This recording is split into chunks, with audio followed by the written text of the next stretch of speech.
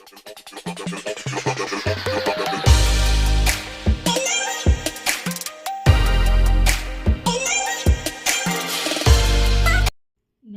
मेरे चैनल युग of authors में आप सभी का स्वागत है। आज हम प्रेमचंद की जो कहानी पढ़ेंगे उसका नाम है शतरंज के खिलाड़ी। चलिए तो शुरू करते हैं। वाजिद अली शाह का समय था। लखनऊ विलासिता के रंग में डूबा हुआ था। छोटे बड़े, गरीब अमीर सब विलासिता में डूबे हुए थे। कोई नृत्य और गान की मजलिस सजाता था तो कोई अफीम की पीनक ही में मज़े लेता था।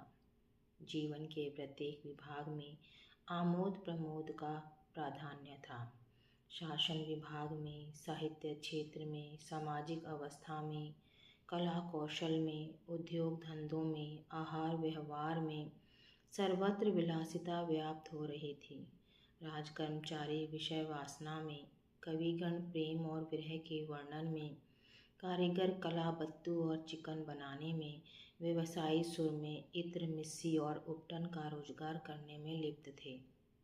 सभी की आंखों में विलासिता का मत छाया हुआ था। संसार में क्या हो रहा है इसकी किसी को खबर न थी। बटेर लड़ रहे हैं, तीतरों की लड़ाई के लिए पाली बदी जा रही है। कहीं चौसर बिछी हुई है, पो बारह का शोर मचा हुआ है। कहीं शतरंज का घोर संग्राम छिड़ा हुआ है। राजा से लेकर रंक तक इसी धुन में मस्त थे। यहाँ तक कि फ़कीरों को पैसे मिलते तो वे रोटियां ना लेकर अफीम खाते या मदक पीते।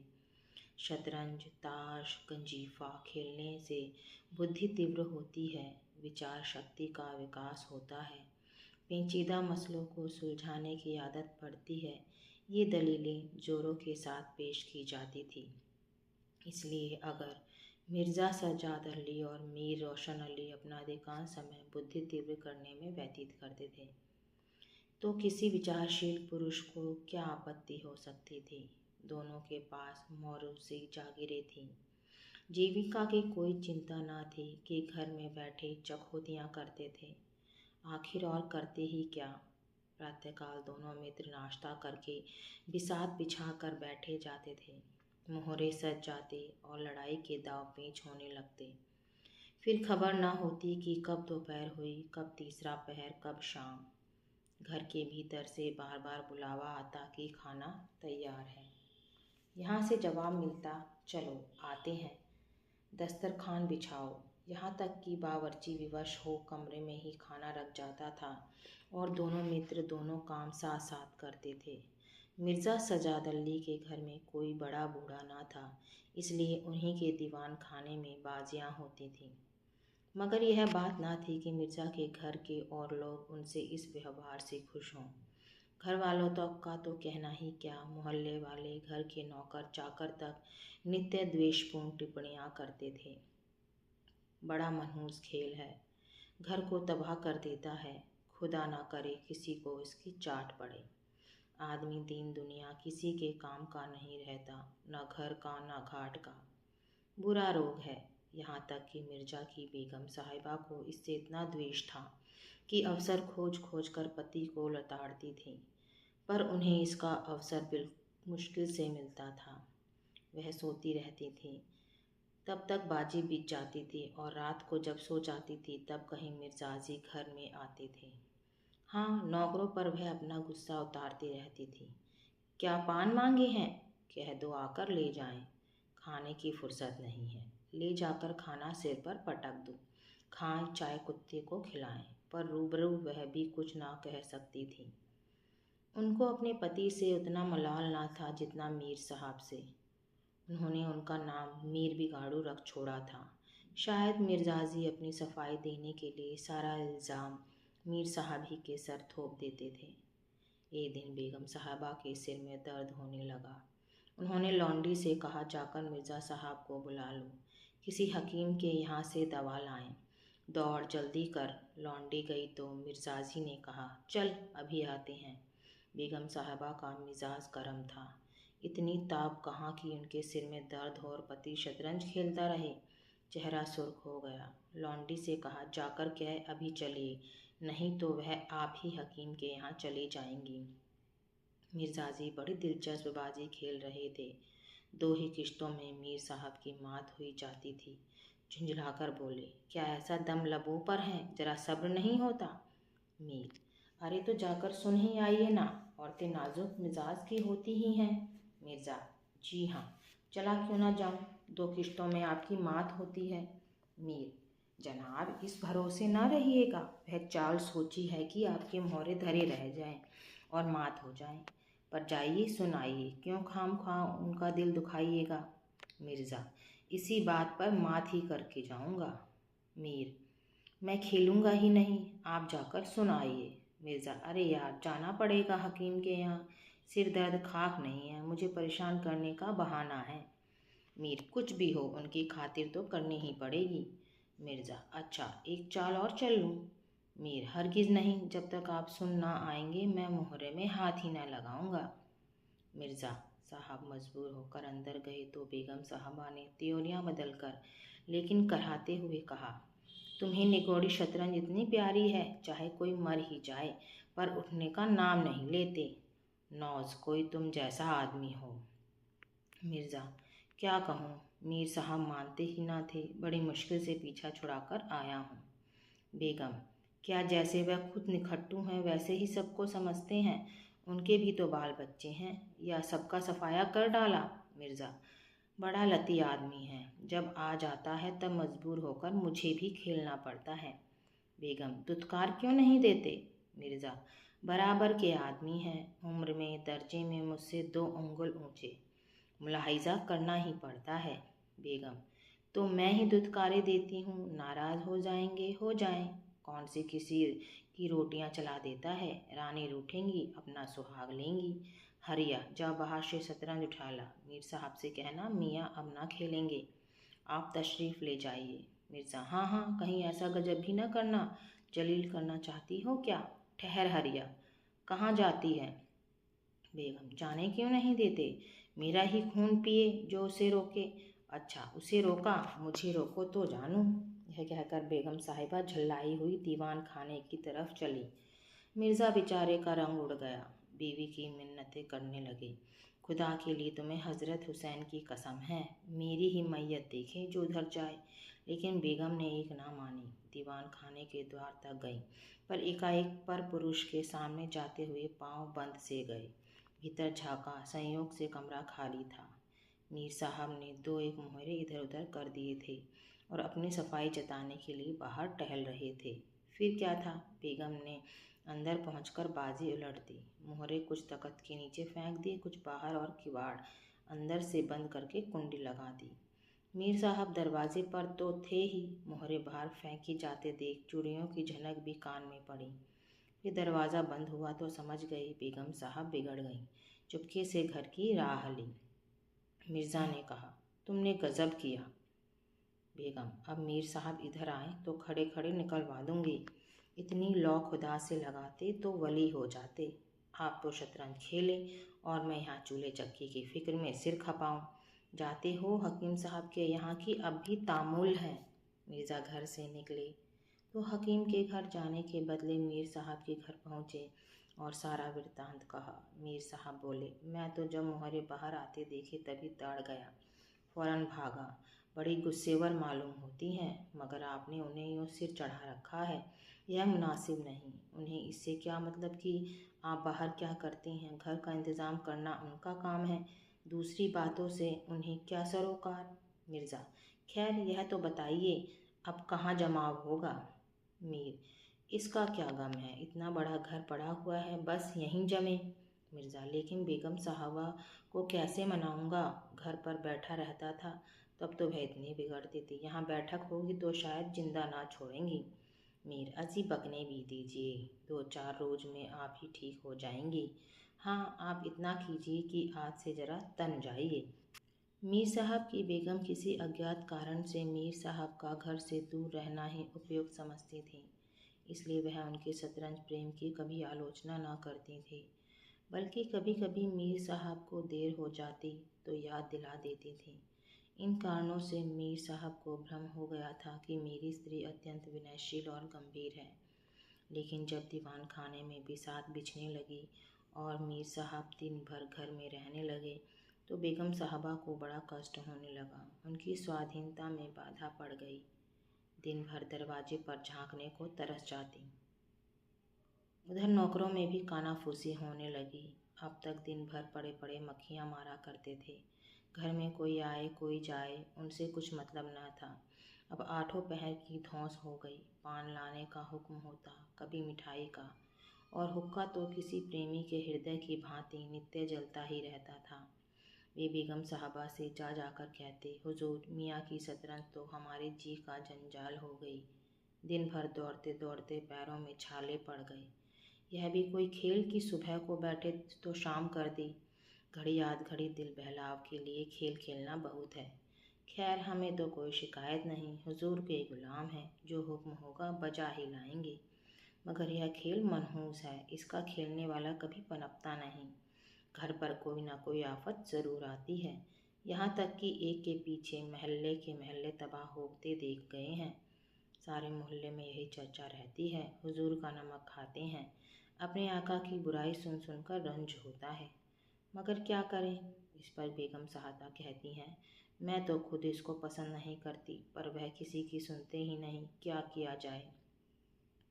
मोहल्ले में जी दो चार पुराने ज़माने के लोग थे। आपस में भांति भांति की अमंगल कल्पनाएं करने लगे। अब खैरियत नहीं, जब हमारे रईसों का यह हाल है तो मुल्क का खुदा ही हाफिज है। यह बादशाहत शतरंज के हाथों तबाह होगी, आसार बुरे हैं। राज्य में हाहाकार मचा हुआ था।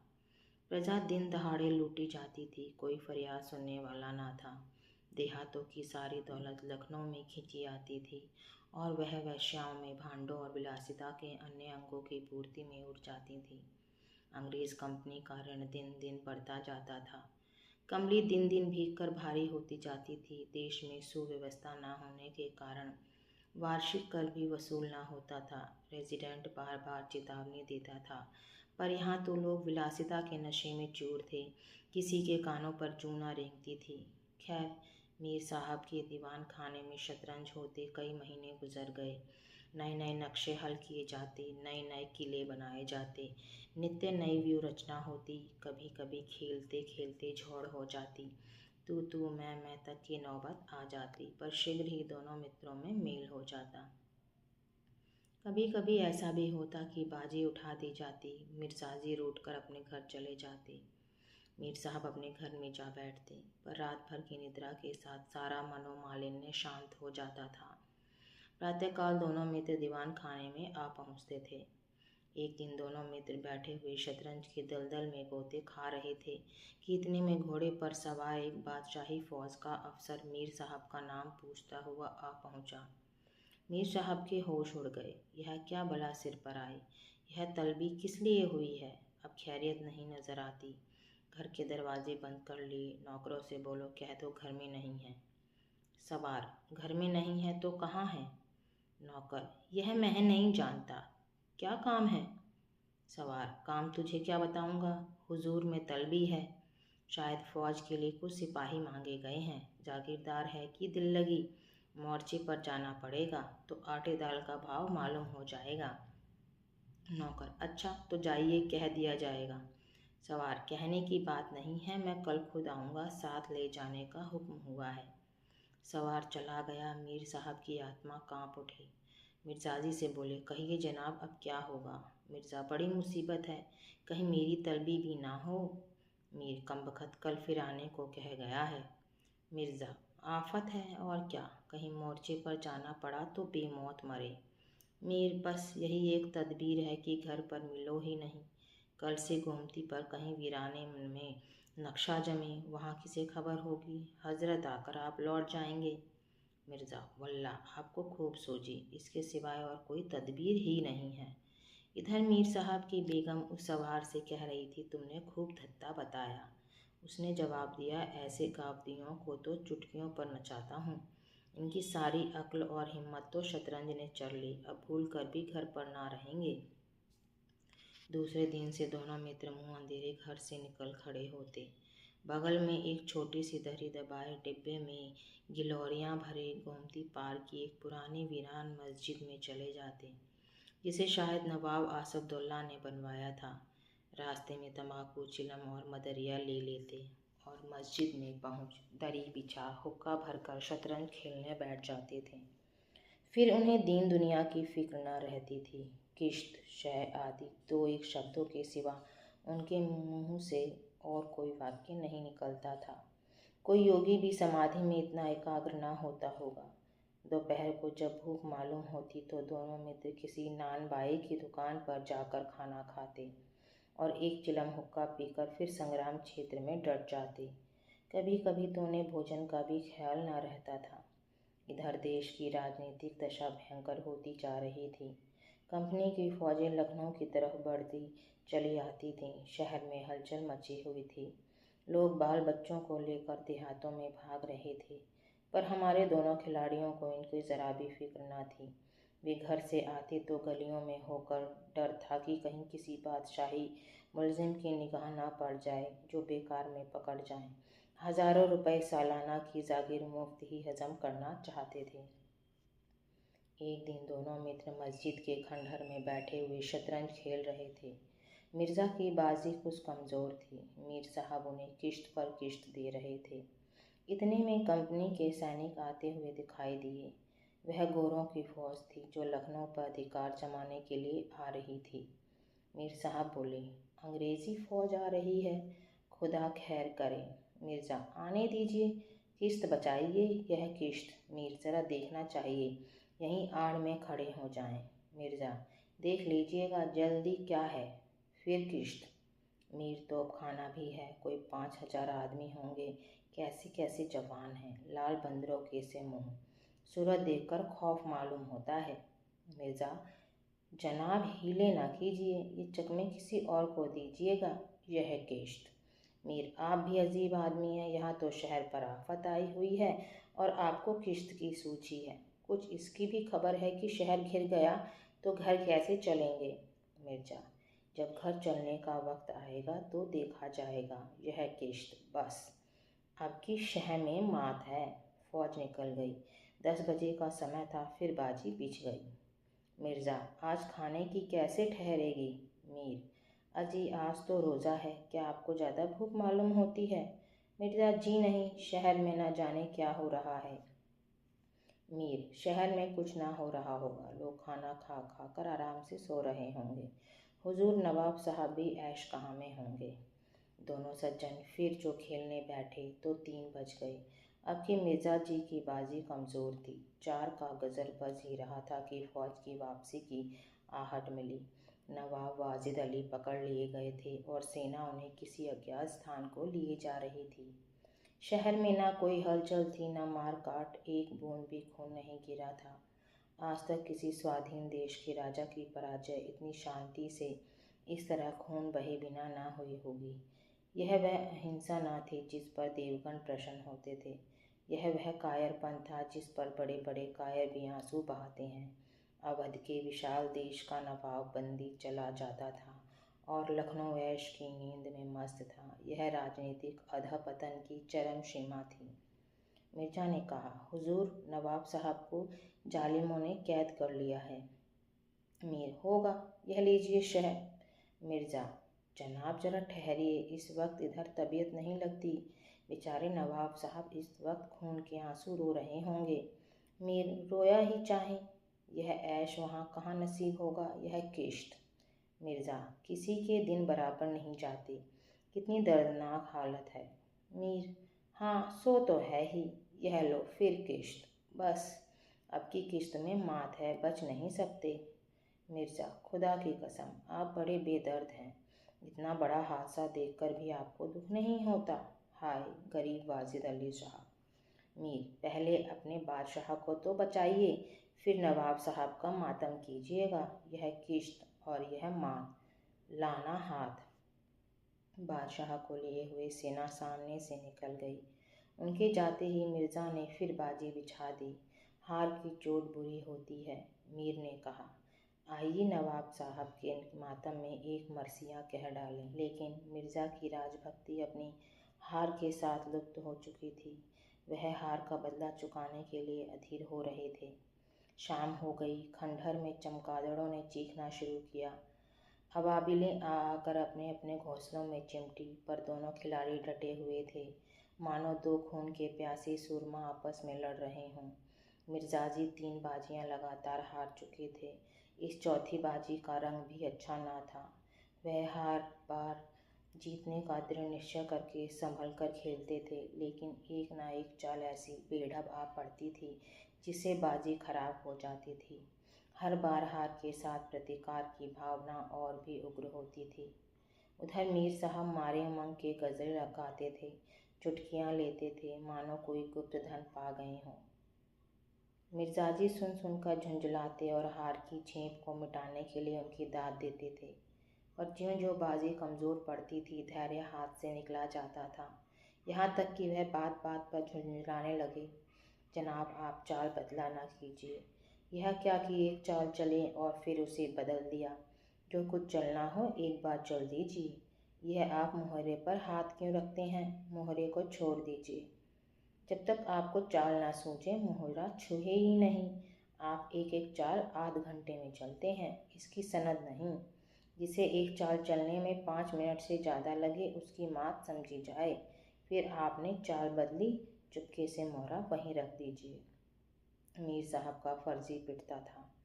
बोले, मैंने चाल चली ही कब थी? मिर्ज़ा, आप चाल चल चुके हैं, मोहरा वहीं रख दीजिए, उसी घर में। मीर, उस घर में क्यों रखूं? मैंने हाथ से मोहरा छोड़ा ही कब था? मिर्ज़ा, मोहरा आप कयामत तक ना छोड़े तो क्या चाल ही ना होगी? फर्जी पिटते देखा तो धांधली करने लगे। मीर, धांधली आप करते हैं, हार जीत तकदीर से होती है, धांधली करने से कोई नहीं जीतता। मिर्ज़ा, तो इस बाजी में तो आपकी मात हो गई। मीर, मुझे क्यों मात होने लगी? मिर्ज़ा, आप तो मोहरा उसी घर में रख दीजिए जहाँ पहले रखा था। मीर, वहाँ क्यों रखूँ? नहीं रखता। मिर्ज़ा, क्यों ना रखिएगा? आपको रखना होगा। तकरार बढ़ने लगी। दोनों अपनी अपनी टेक पर अड़े थे, ना यह दबता था ना वह। अप्रासंगिक बातें होने लगी। मिर्ज़ा बोले, किसी ने खानदान में शतरंज खेली होती तब तो इसके कायदे जानते। वे तो हमेशा घास छीला करते। आप शतरंज क्या खेलिएगा? रियासत और ही चीज़ है, जागीर मिल जाने से कोई रईस नहीं हो जाता। मीर, क्या? घास आपके अब्बा जान छीलते होंगे, यहाँ तो पीढ़ियों से शतरंज खेलते आ रहे हैं। मिर्ज़ा, अजी जाइए भी। गाजीउद्दीन हैदर के यहाँ बावर्ची का काम करते करते उम्र गुजर गई, आज रईस बनने चले हैं। रईस बनना कुछ दिल लगी नहीं है। मीर, क्यों? अपने बुजुर्गों के मुंह में कालिख लगाते हो, वे ही बावर्ची का काम करते होंगे। यहाँ तो हमेशा बादशाह के दस्तरखान पर खाना खाते चले आए हैं। मिर्ज़ा, अरे चल चरकटे, बहुत बड़बड़ कर बातें ना कर। मीर, जबान संभालिए वरना बुरा होगा। मैं ऐसी बातें सुनने का आदी नहीं हूँ। यहाँ तो किसी ने आंखें दिखाई कि उसकी आंखें निकाली। है हौसला? मिर्ज़ा, आप मेरा हौसला देखना चाहते हैं तो फिर आइए, आज 2-2 हाथ हो जाएं, इधर या उधर। मीर, तो यहाँ तुमसे दबने वाला कौन? दोनों दोस्त ने कमर से तलवार निकाल ली। नवाबी ज़माना था, सभी तलवार पेशकश कटार वगैरह बांधते थे। दोनों विलासी थे पर कायर न थे। उनमें राजनीतिक भावों का अधपतन हो गया था। बादशाह के लिए, बादशाहत के लिए क्यों मरे, पर व्यक्तिगत वीरता का अभाव न था। दोनों जख्म खाकर गिरे और दोनों ने वहीं तड़प तड़प कर जानें दे दी। अपने बादशाह के लिए जिनकी आंखों से एक बूंद आंसू न निकला, उन्हीं दोनों प्राणियों ने शतरंज के वजीर की रक्षा में प्राण दे दिए। अंधेरा हो चला था, बाजी बिछी हुई थी। दोनों बादशाह अपने अपने सिंहासनों पर बैठे हुए मानो इन दोनों वीरों की मृत्यु पर रो रहे थे। चारों तरफ सन्नाटा छाया हुआ था। खंडहर की टूटी हुई मेहराबें, गिरी हुई दीवारें और धूल दूसरित मीनारें इन लाशों को देखती और सिर धुनती थी। तो दोस्तों, आप सबको ये कहानी कैसी लगी कमेंट बॉक्स में ज़रूर लिखना। धन्यवाद।